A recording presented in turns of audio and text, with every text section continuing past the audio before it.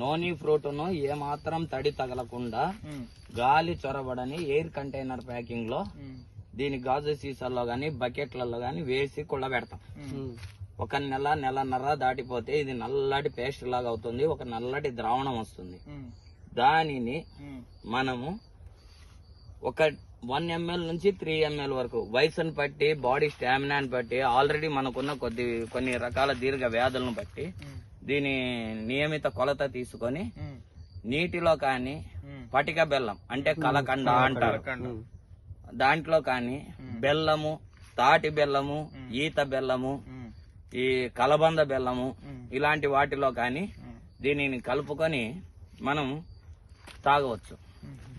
లేదండి మేము కొన్ని రకాల స్వీట్లు చేసుకుంటున్నాము, దీని స్మెల్ మాకు ఇరిటేషన్ ఏం లేదు, వాటిలో కూడా మేము స్ప్రే చేసేసుకుంటాము అంటే కూడా ఆల్రెడీ ఆ కేకుల్లో గానీ ఆ స్వీట్లలో గానీ స్వీట్నెస్ ఉంటుంది, దీన్ని కూడా స్ప్రే చేసి దాంట్లో మిల్ట్ అయిపోయేలాగా చేసుకోవచ్చు.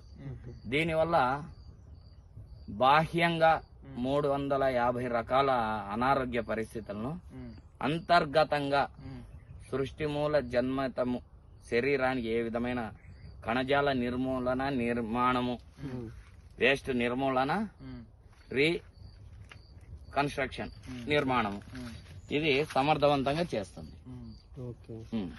నోని నోని అంటే no medicine no injection. No injection noni అంటే ఇది డైరెక్ట్ తీసుకోవడం వల్ల దీంట్లో ఉన్న ఆమ్లత్వం అధికంగా ఉండడం వల్ల, యాంటీ ఆక్సిడెంట్లు ఓవర్ లెవెల్స్ ఉండడం వల్ల డైజెస్టివ్ సిస్టమ్ గ్యాస్ ట్రబుల్ లాగా, బర్నర్ లాగా డేంజర్ అవుతుంది. అందువల్ల డైరెక్ట్ తీసుకోకూడదు.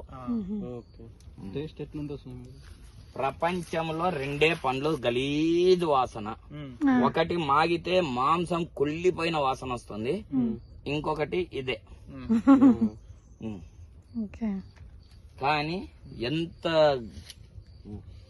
ప్రపంచానికే వర్స్ట్ వాసన కలిగి ఉన్న, స్మెల్ కలిగి ఉన్న, ప్రపంచంలోనే దొరకని మెడిసిన్స్ అన్ని ఇది ఇచ్చేస్తుంది.